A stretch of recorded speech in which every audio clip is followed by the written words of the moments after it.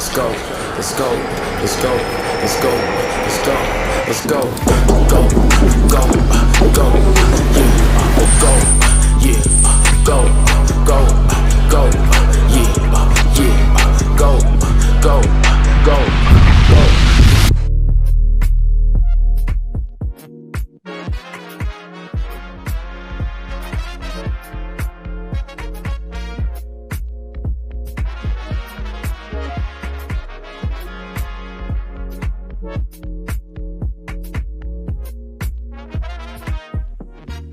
So, okay. Yeah. Ready? Let's do this. 5, 4, 3.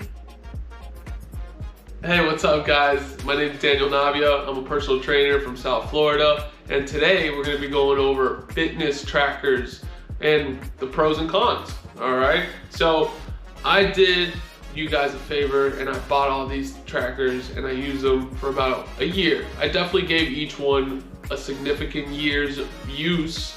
Daily use, so that way I can give you guys some feedback, okay? So this one in my hands right now is called the Whoop. This one is the Whoop 3.0.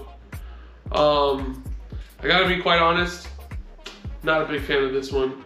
The concept is great, but the actual hardware itself, the quality of it, I would have expected a little bit better quality, especially because they give you a monthly membership that you have to pay for.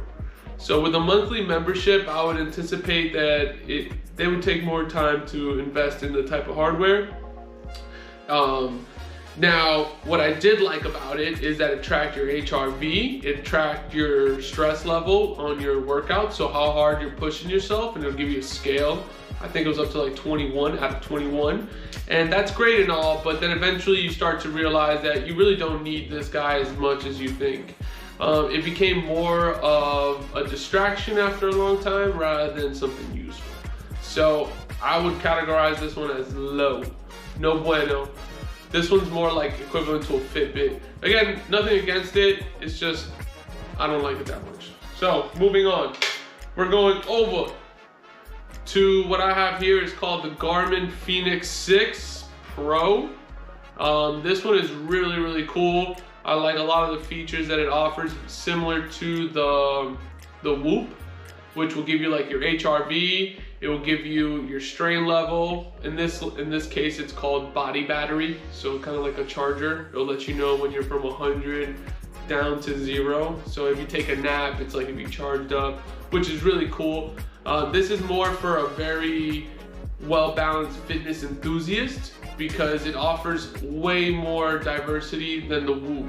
And what I mean by that, it offers tracking for your trail. So if you're into hiking, if you're into skiing, like I went to Utah and I skied, and this watch tracks my ski routes, which was really cool.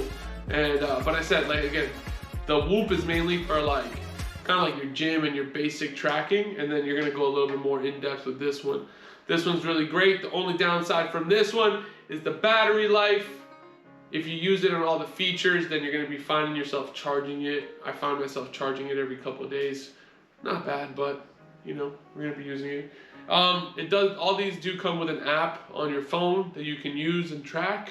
But once again, this one, I love it because it's so versatile and it does so much more beyond your basic fitness tracking, which is like calories, heart rate, and distance. So this one's definitely more thorough. So we're gonna move on to the next one and the third one, which is the last one, and it's this little guy right here. It's called the OURA Ring. You put it onto your finger. Now this one is mainly a sleep tracker, but they have updated a lot of the features, and it now tracks your workout. It tracks your blood oxygen while you're working out. It tracks your HRV, your heart rate variability. It also tracks your sleep, which I think I said that already. But long story short, this ring right here I think is the more optimal use, because you don't depend on it too often. You kind of use it as a check-in. So like once you use it for a long period of time, like let's say after a year, you don't really need to rely on this data so much, because you'll know what it feels like to be 100% and not 100%, because you've looked at your charts, you know? So then I'll just wear it periodically to see how my body's responding to all the stress that's going on. So I like this one because It's really not in the way. You really don't notice it. You don't have all these crazy lights coming off of it. There's no screens, so it's good for that. You just got to check on your phone, and it'll tell you all your analytics. The problem with these fitness trackers now is that you become a little obsessive with them. I know I have. And you end up becoming really dependent on what the information says rather than listening to your own body. And the most important thing, the biggest takeaway from all this is learning those analyticals and then going back to your intuition and going based on how you feel. Now you are going to be back to the driver's seat because you just learned a lot about your body and how it functions, but then you're not dependent of these technologies. Okay? And I'm not going to go into it, but a lot of times, like these lights, let's see if this one turns on. A lot of these lights, they end up becoming more harmful than good. Go figure, you try to show somebody something and then it doesn't want to work.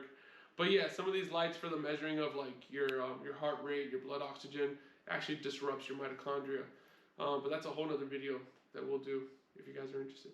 So yeah, that's my 2 cents on fitness trackers and if you should get one and how to use them. So I think you should get them, use them periodically. So dedicate yourself to 1 year of using it, and then from there, use that information that you gained and periodically use the fitness tracker when you're on like, let's say on a goal, or if you're gonna compete and do something and you wanna get a little bit more in depth with your fitness. However, it is not sustainable for a lifetime. At least I don't think so. I think it's important that you understand your own body and how it works. So check it out, guys. If you have any questions, comment them down below. Get to us. Peace out. Make sure you subscribe.